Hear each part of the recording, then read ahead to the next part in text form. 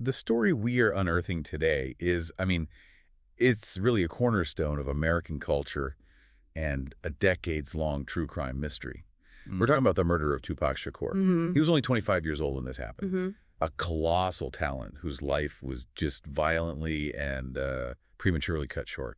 It was. And the scene itself is so iconic in a tragic way. Mm-hmm. A drive-by shooting on a neon-lit street in Las Vegas, Nevada back in September of 1996. It's truly impossible to discuss the history of modern music without acknowledging the profound, aching loss of Tupac Shakur. Absolutely. The sudden and brutal end to such a creative force, especially under circumstances that were rooted in just senseless violence, it really remains one of the most significant tragedies of the 1990s. So our objective today is almost forensic, isn't it? It has to be. We're going to meticulously trace the events of that single catastrophic night. Okay. Then we'll need to examine the specific decades-long investigative failures that followed, and then, most critically, analyze the legal developments that finally broke the case open. Which were driven by a public confession, of all things. Exactly. All leading to the 2023 arrest of a key figure, Duane Keefe D. Davis. So for you listening, our mission is pretty straightforward.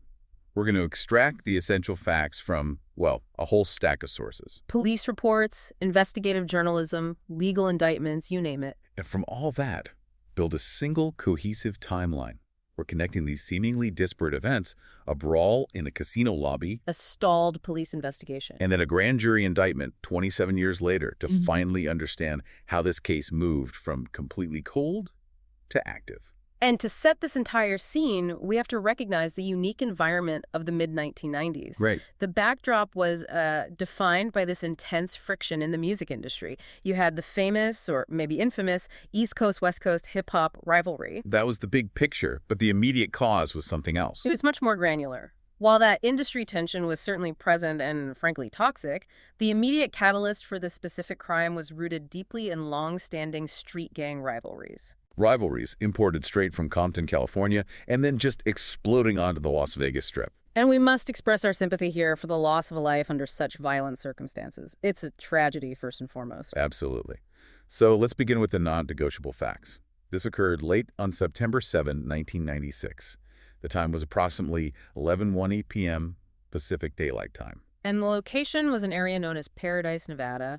Tupac and his companion, Suge Knight, were stopped at a red light. The exact spot, the intersection of East Flamingo Road and Koval Lane. And the attack itself was just swift and brutal. Tupac was struck by 4 rounds fired from a .40 caliber Glock 22 pistol. He succumbed to his injuries 6 days later, on September 13, 1996. And the single development that changed everything, that gave this court case new momentum and, frankly, new life, is that 2023 indictment of Duane Keefe D. Davis for first-degree murder. To really grasp the motive here and just the incredible speed of this tragedy, we have to rewind the clock just a few hours. The night of September 7th started with the highest of profiles. I mean, the main event in Las Vegas was the Bruce Seldon versus Mike Tyson boxing match. Held at the MGM Grand. A huge event. A massive event. And Tupac Shakur was right there in the middle of this high-status environment. He was attending with Suge Knight, the powerful and, controversial head of Death Row Records. And this environment, the post-fight excitement, the flow of money, of celebrity, it created this perfect high-visibility opportunity for these old rivalries to just resurface. That's the key. The source material really emphasizes that this was not a chance, random incident. It was a flashpoint fueled by years of underlying gang hostility. And the ignition point was triggered by one of Knight's associates, a man named Trevon Trey Lane. Lane was identified as a member of the mob Pyrus, a blood-affiliated gang from Compton. And as the crowds were filtering out of the MGM Grand Arena, Lane spotted a rival in the lobby. And that rival was Orlando Anderson, who was a member of the Southside Compton Crips gang. So the two major rival gangs from Compton. Exactly. And this sighting was immediately loaded with incredible tension. If you trace the animosity back, you find the root cause of it all was an attempted robbery that happened just 2 months earlier. Okay. In July 1996, Anderson and other Southside Crips had allegedly tried to rob Trevon Lane at a Foot Locker store in California. So when Lane saw Anderson in the MGM Grand, he pointed him out. He pointed him out to Knight and Shakur.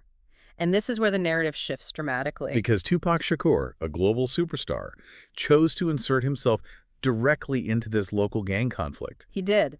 The accounts state that Shakur confronted Anderson, asking him if he was from the South, which was, a direct reference to the Southside Crips. And he didn't even wait for an answer. No. He immediately punched Anderson, knocking him flat onto the marble floor of the casino lobby. And what followed was not just a one-on-one fight. Not at all. Shakur and Knight's entire entourage, a sizable group, then joined in, assaulting Anderson right there in the public space of the MGM Grand. It was an exceptionally brutal and public display of disrespect and violence. I mean, this wasn't just a simple brawl. It was a comprehensive gang beating carried out on the most visible stage in Las Vegas. And the sources are incredibly specific on the evidence for this, because the entire fight was captured on the MGM Grand's video surveillance system. And the existence of that footage is absolutely critical. It confirms the ferocity of the assaults, and it establishes, without a shadow of a doubt, the clear, immediate, and overwhelming motive for revenge that would follow within mere hours. We really need to pause here and consider the implications of that moment. Yes. The key insight is the speed of escalation. We are talking about a luxury boxing match, an event for the elite, turning into a potentially lethal street execution based on a Foot Locker robbery. All because of this one confrontation. The moment Tupac, the celebrity, punched Anderson, the gang member, he didn't just win a fight, he effectively issued a death sentence against himself and challenged the honor of a major gang faction.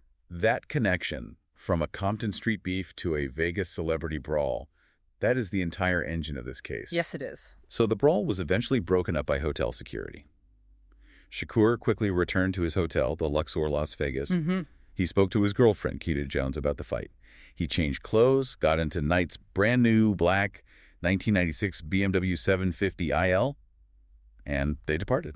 They were heading to Club 662, which Knight owned. Tupac was actually scheduled to perform at a charity concert there later that evening. And the transition from that violent peak to just a quiet cruise down the strip is chilling. It is. The sources mention that infamous image captured by Leonard Jefferson, a friend of Shakur's, showing him sitting in that very car with Knight, smiling, seemingly oblivious to the immediate danger. That photograph, one of the last ever taken of Tupac, it captures a man who is utterly unaware that the precise act of retaliation he provoked was already underway. And closing fast. We move now into the high-speed timeline leading directly to the shooting. Based on the police reports, we have a very, very tight window. You do. We're talking 10 to 15 minutes that separates a routine traffic stop from the fatal attack. So the timing is locked in perfectly. Yes. Between 11:00 and 11:05 p.m., just minutes before the encounter, the BMW carrying Shakur and Knight was actually pulled over by the LVMPD bike patrol. And this stop occurred on Las Vegas Boulevard, not far from the Strip. And the violation sounds almost mundane, doesn't it, given what was about to follow? Playing the stereo too loudly and critically, not having license plates properly affixed to the brand new BMW. The plates were in the trunk. The officers, maybe focused on the loud music, just released them without issuing a citation a few minutes later. So this initial stop, it's documented by the police, and it precisely establishes their location and time right before the crime. Exactly. So they proceed east from the Strip. Now fast forward 5 minutes. At approximately 11:10 p.m., the BMW is stopped again. This time by a red light. At that notorious intersection of East Flamingo Road and Koval Lane, directly in front of the Maxim Hotel. And this area, just off the Strip, it has several side roads. It's heavily trafficked. It's a vulnerable spot. Shakur was in the passenger seat. The accounts describe him, exchanging words with two women in a vehicle to their left. Right, playfully inviting them to join the party at Club 662. So they were distracted, relaxed, and fully stopped. A sitting target. This vulnerability was instantly exploited. At 11:15 p.m., a white, four-door, late-model Cadillac pulls up silently alongside Knight's BMW. It positioned itself on the driver's right side. And the sources are definitive that the shooter was seated in the back seat. The window rolled down, and a .40 S&W Glock 22 pistol rapidly fired a volley of shots into the passenger side of the BMW. The injuries were catastrophic. Tupac was hit 4 times. 2 rounds in the chest, 1 in his arm, and 1 in his thigh. And the single crucial injury was a bullet that penetrated his right lung, which would eventually prove fatal. Serge Knight, who was driving, he sustained a minor head injury. He was grazed by fragmentation or maybe glass. The presence of security and the dynamics of the convoy right after the shooting, they raised some uncomfortable questions. They do. Frank Alexander, Tupac's bodyguard, later spoke about the chaotic security arrangement. He claimed Shakur had specifically asked him to drive his girlfriend Keita Jones's car in the convoy. instead of riding in the BMW. Which suggests an attempt to, thicken the security detail. It seems that way. And more alarmingly, Alexander reported that shortly after the shots rang out, one car from their entourage immediately broke off and followed the assailants. Followed the white Cadillac. Yes, but those occupants never reported back to him or, it seems, to the police. That's a strange detail. So despite his injury and with the BMW's tire now flattened by the gunfire, Knight didn't stop. No. He drove frantically for about a mile, weaving through traffic over medians, finally stopping at Las Vegas Boulevard and Harmon Avenue. And it was sheer coincidence, or maybe fate, that the same LVMPD bike patrol officers who had stopped them earlier Spotted the damaged, bullet-ridden car and pulled them over again, immediately radioing for paramedics.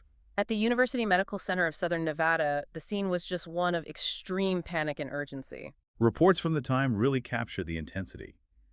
As he was being carried into the emergency room, Tupac Shakur reportedly said he was dying. And his immediate fears were, they were confirmed by the severity of his injuries. The atmosphere in the hospital became incredibly tense, emotionally charged. He was heavily sedated to manage the pain and the critical damage to his lung, and he was placed on life support. And he had to be medically induced into a coma because he repeatedly tried to get out of bed. And there's a deeply poignant account from his girlfriend, Kidada Jones, who visited him. She said he briefly regained consciousness when she played Don McLean's song Vincent on a CD player beside his bed. She described his eyes as severely swollen, and she told him that she loved him. Just a brief, heartbreaking moment of clarity amidst all that chaos. And this chaos, it extended beyond the medical realm and into immediate security concerns. Right. Gobi Rahimi, a director of Death Row, and members of Shakur's group, Outlaws, they took on the responsibility of guarding him intensely throughout his hospitalization. Their fear was palpable. They believed the original shooters would return to the hospital to finish him off.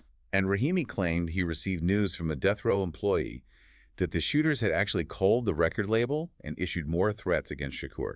He stated that he passed this urgent lead a direct threat to the Las Vegas police. And what was their response? According to him, they responded dismissively, said they were understaffed and couldn't provide specific 24-hour security. Wow.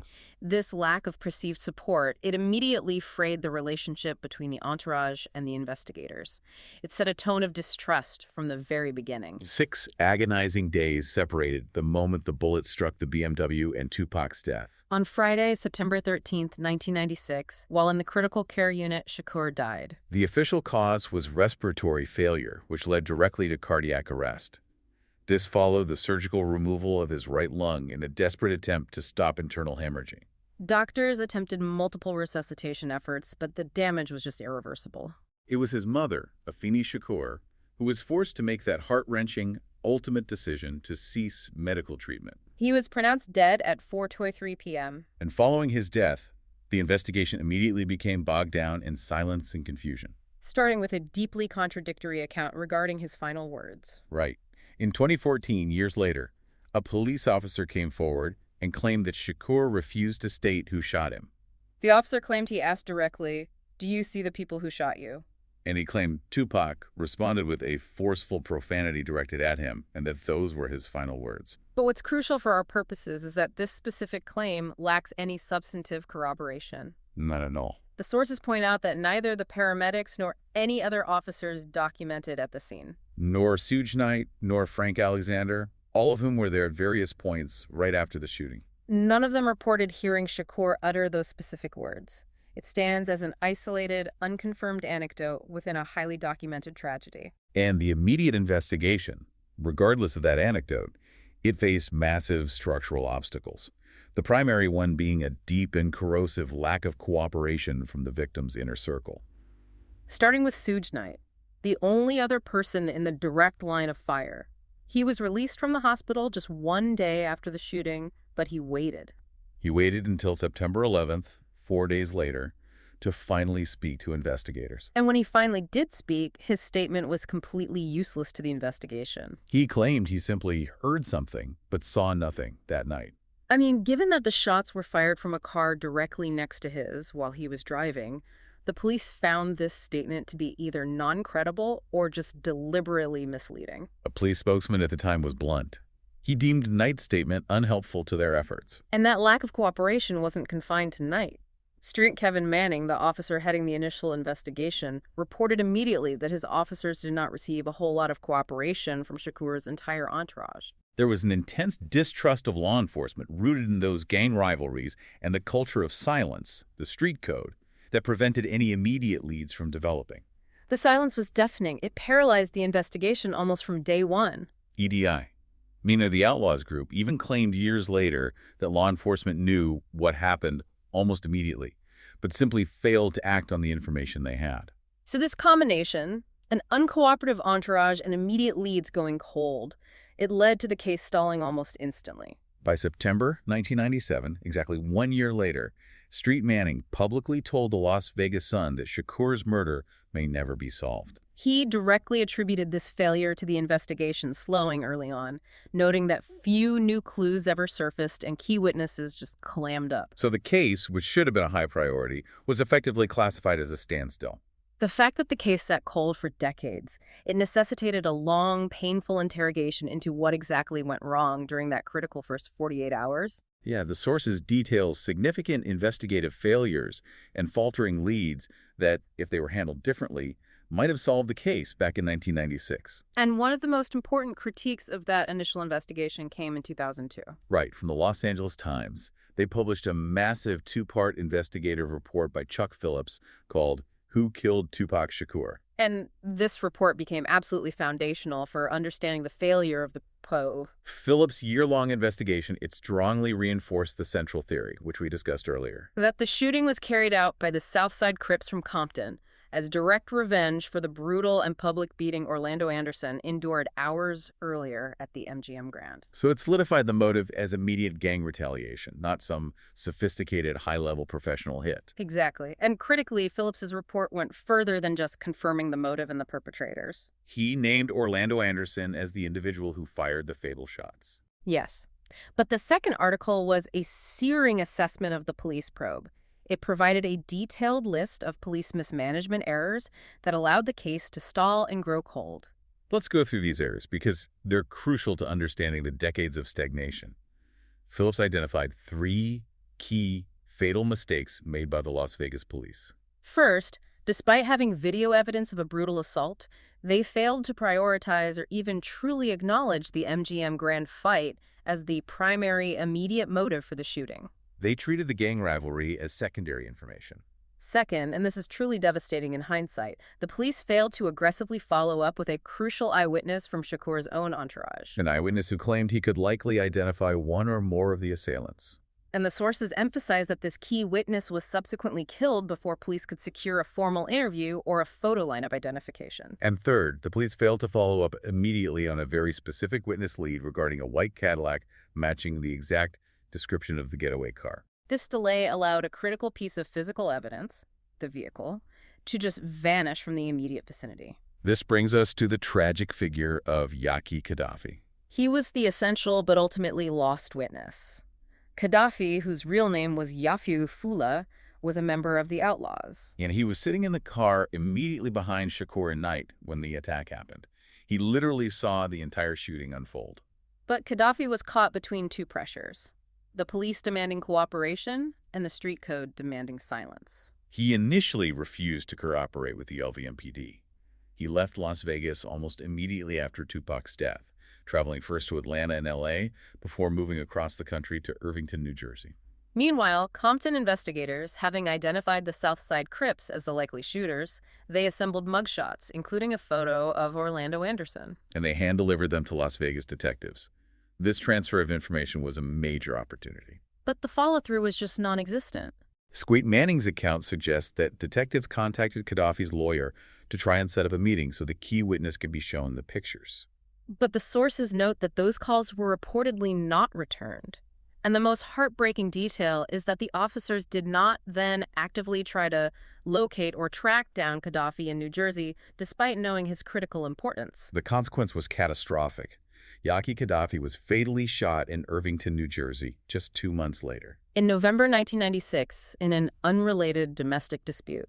So the one witness who could have potentially provided an immediate first-hand identification of the shooter was eliminated before the police could even show him a photo lineup. It suggests the entire investigation hinged on a 2-month window that the police utterly failed to capitalize on. And Gaddafi wasn't the only member of the entourage who later claimed the police were derelict in their duty. Right. Idi Amin claimed in the years following that he, too, saw all 4 men inside the white Cadillac. And Frank Alexander, the bodyguard, he initially claimed he saw the shooter's face, though he later softened that statement, admitting he saw the occupants only in more of a profile. And both Mean and Alexander consistently told the LA Times and other outlets in early 1997 that, despite having observed the shooting and being available, police never asked them to view photo lineups immediately following the crime. Which the Las Vegas police disputed. They did. Their records indicate that Alexander was shown 8 photo lineups in March 1997, months after the murder, but he was ultimately unable to identify a suspect from them. So this contradiction just highlights the deep dysfunction, the chaos, and the overwhelming lack of trust that define the relationship between law enforcement and the death row camp. Absolutely. Beyond the central Crips revenge theory, investigators did follow a couple of other, though ultimately less substantiated, avenues over the years. You have to with a case this high profile. In 2011, for example, FBI documents were released through a Freedom of Information Act request. Yeah. And these files revealed an active, though apparently unrelated, investigation into the Jewish Defense League, the JDL. For what? For allegedly attempting to extort protection money from Shakur and other prominent rappers using death threats. While this provided a background of threat, it never directly connected to the September 7th shooting. And then there was Suge Knight's own evolving theory, which he offered much later in 2017. Right. Knight maybe attempting to shift focus away from his own actions or non-cooperation, suggested that he might have been the true target of the attack. He postulated that the entire murder was a staged coup designed by rivals in the industry to seize control of death row records. Which was an immensely lucrative and powerful enterprise at the time. But all of these threads, however compelling for conspiracy theorists, they ultimately remain secondary to the central and most physically supported narrative of immediate gang retaliation following the MGM beating. For nearly 3 decades, the case remained precisely where Street Manning left it, unsolved and cold. The true shift in momentum came not through a cold case unit finding new physical evidence, but through the media. And shockingly, through a confession offered by an insider who broke that street code. That insider is Dwayne Keefe D. Davis. Davis is a leader within the Crips gang, and significantly, he is the uncle of Orlando Anderson. The man allegedly beaten by Shakur hours before the shooting. Exactly. In 2018, Davis appeared in the USA Network documentary Unsolved. And during this televised interview, he made a truly staggering, self-incriminating admission. He claimed to have been in the white Cadillac with the murderers when the shots were fired. He placed himself specifically in the front passenger seat. This was the breakthrough moment the case needed, even though Davis initially refused to name the shooter directly, citing that street code. But he did name the other occupants of the car, which provided crucial verification for years of rumor and speculation. He identified the driver as Terrence T. Brown. In the back seat, he named Orlando Anderson, his nephew, and DeAndre Dre Smith. And Davis confirmed that the shooter was sitting in the back seat. What complicates the eventual prosecution, though, is that all 3 of those individuals, Brown, Anderson, and Smith, are now deceased, leaving Davis as the only living person who was in that car. Davis's account was remarkably detailed, and it immediately corroborated other earlier reports. It aligned with the claim made by James McDonald, a former death row bodyguard, who said he saw Anderson and the others pull up near Club 662 in a white Cadillac shortly before the shooting. And Davis added crucial detail to this timeline, explaining their movements. He said that after staking out the area near Club 662 and not finding their targets, they decided to go to a liquor barn for supplies. And it was while they were driving away, supposedly heading toward the Carriage House Hotel, that they just happened to notice the death row caravan. The BMW and its accompanying vehicles stopped at the red light. So this confirms the element of opportunity and spontaneity in the attack. Exactly. It was not a planned hit executed at the club. It was an opportunistic drive-by stemming directly from the MGM fight. And this public admission, coupled with subsequent intensive investigative work to verify the details Davis provided, led directly to the critical legal developments in 2023. On July 18, 2023, Las Vegas police executed a search warrant at a home in Henderson, Nevada, which was associated with Davis and his wife. And the culmination of this decades-long investigation finally arrived on September 29, 2023. 27 years after the crime. Dwayne Keefe D. Davis was arrested after being indicted by a grand jury for first-degree murder. He was charged with murder with the use of a deadly weapon and held without bail, pleading not guilty on November 2, 2023. Now, here is where the complexities of a long, cold case truly emerge. The grand jury phase itself introduced a fascinating and significant complication. Regarding the identity of the physical shooter, For years, the prevailing belief, reinforced by that LA Times report, was that Orlando Anderson pulled the trigger. however, during the grand jury hearing, testimony from a Southside Compton Crips affiliate introduced a strong counter-narrative, Suggesting that the actual physical shooter was not Anderson. but rather DeAndre Smith, often known by the nickname Big Dre. And the reasoning behind this counterclaim is purely physical and tactical, based on the specific cramped location within the vehicle. The witness stated that if the firearm had been passed to Orlando, Anderson would have had extreme difficulty getting a clear shot because Smith was physically too large. The witness described Smith as an imposing man, 6'6", and weighing between 370 and 400 pounds at the time. And the physical logistics are compelling. If Anderson, sitting beside a man of that size, tried to lean across him to get a clear shot at the BMW, it would have been highly difficult to aim. And the witness noted that shells would have been popping all in Big Dre's face and all kind of stuff. So this conflict, Anderson versus Smith as the physical shooter, it introduces a major wrinkle in the upcoming trial. It forces the prosecution to navigate conflicting testimony when the actual triggerman is deceased. But it's important to clarify the legal strategy here. Davis is charged with first-degree murder. In Nevada, you don't necessarily have to be the one who pulled the trigger to be charged. The prosecution can charge Davis as the orchestrator, the person who furnished the weapon, directed the action, and enabled the killing. So his liability is based on his role as an accomplice and co-conspirator who set the violent events in motion. Regardless of who fired the shots, the fact that Davis is the only surviving occupant and has publicly confessed to his involvement is the foundation of the charge. The prosecution is essentially using Davis's own words against him. Let's track the lengthy legal process for Davis.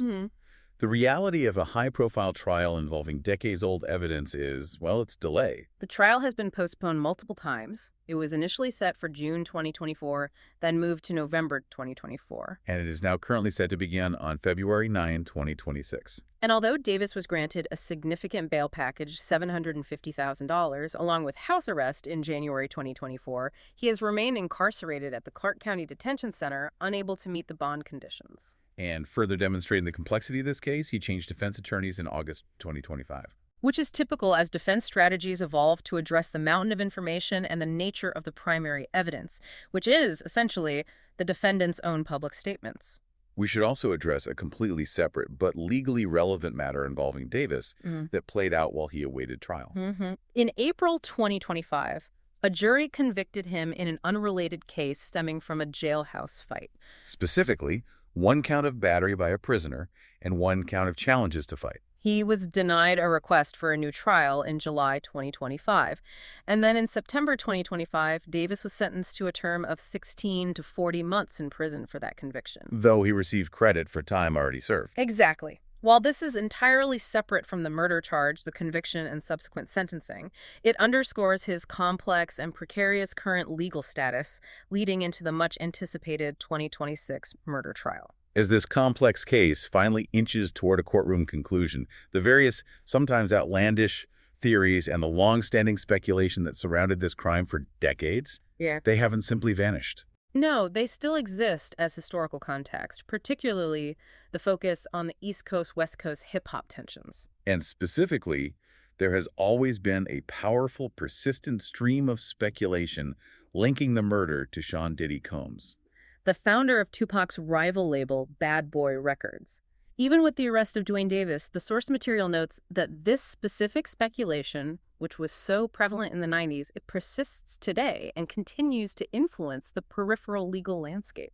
In October 2024, reports surfaced confirming that Tupac Shakur's family had actually hired an investigator to look specifically into a potential link between Combs and the murder. And we must be clear here, we are neutrally reporting the fact of this investigation's focus.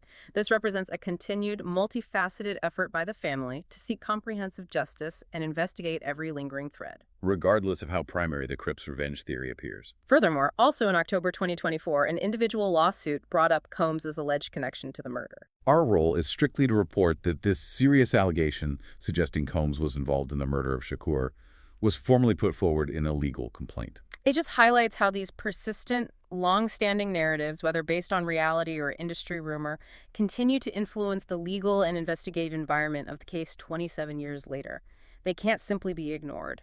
So, if we step back, we have these converging and sometimes completely conflicting narratives. We have the central theory, which is the most evidence-based, of immediate gang revenge involving Anderson, Davis, and Smith, triggered by the MGM beating. Then we have the more political or industry-focused theories. Right. Suge Knight's suggestion of an internal death row records coup where he was the intended target. And the broader rivalry and extortion allegations, including the FBI's past investigation into the JDL and the ongoing focus on Sean Combs. The fact that all these theories coexisted and kept the case in the public eye for decades, it just underscores the explosive nature of this crime and the environment in which it took place. But ultimately, the breakthrough came from the people who were actually there. Confirming that the motive was personal and immediate, rooted in street honor and retaliation, rather than a complicated, multi-million-dollar industry conspiracy. To synthesize this marathon investigation and its resolution, the 2023 arrest of Duane Davis represents a monumental and almost unprecedented shift in a historical crime. It really does. For 27 years, Street Manning's bleak prediction that the case might never be solved held true. The arrest, driven by Davis's own public admissions in the media and the determined work of law enforcement to verify and act on that confession, finally brought tangible, prosecutable movement to a cold case. The significance of this case moving toward a trial in February 2026 cannot be overstated. It sends a message that accountability, however delayed, is possible. And despite the complexity introduced by the fact that multiple suspects are now deceased. And the conflicting grand jury testimony regarding exactly who pulled the trigger, Anderson or Smith, the fact that this case will finally face a jury is a defining moment for justice. It reminds us that knowledge gleaned from those who were present even decades later, and often reluctantly shared, or, in Davis's case, offered publicly, can fundamentally reshape the historical understanding of major cultural crimes. This long, arduous pursuit of truth, relying on these belated confessions and the tireless work of investigators who refuse to let the case completely fade, is a powerful demonstration of the persistence of law enforcement.